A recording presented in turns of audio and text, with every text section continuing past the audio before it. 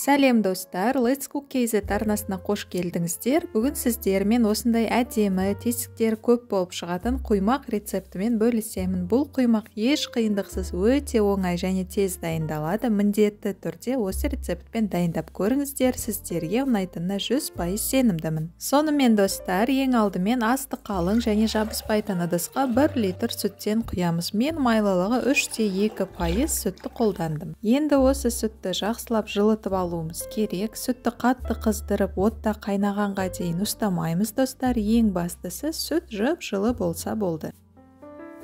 Сүт жақсы жылығаннан кейін мен оны бөлек ыдысқа ауыстырып алдым. Енді оған 2 жұмыртқаны салып, жұмыртқа пісіп кетпеу үшін тез-тез араластырып тұрамыз.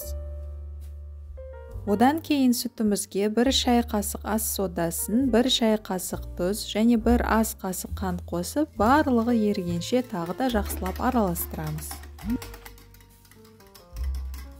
Ал қазір алдын ала еленген 250 грамм ұнды аз-аздан салып, 1 келкі болғанға дейін араластырып тұрамыз.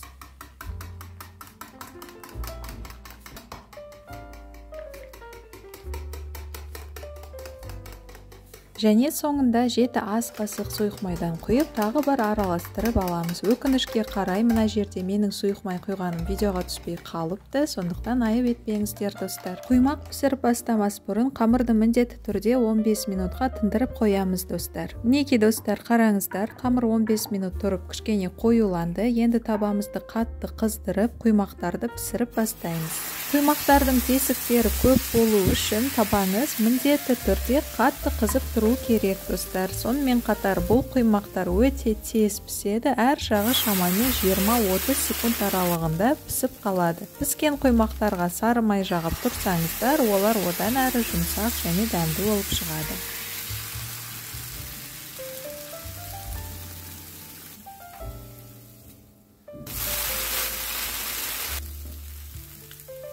Мінекей достар, құймақтарымыз дайын, өздері өте әдемі, тесіктері көп, өте оңай дайындалып, табаға жабыспай, еш қиындықсыз керемет болып пісіп шығатын құймақтар. Бұл құймақтарға етті немесе сүзбелі, жалпы кез келген салмадан салып жеуге болады, немесе салма-салмай-ақ варенье, сгущенка, қаймаққа батырып жесеңіздер де өте дәмді болмақ. Достар, бұл рецепт көңілдеріңізден шыққан болса, оған лайк басып, арнаға тіркелуді ұмытпаңыз. Видеоны қарағандарыңыз үшін көп рахмет. Келесі кездескенше аман сау болайық.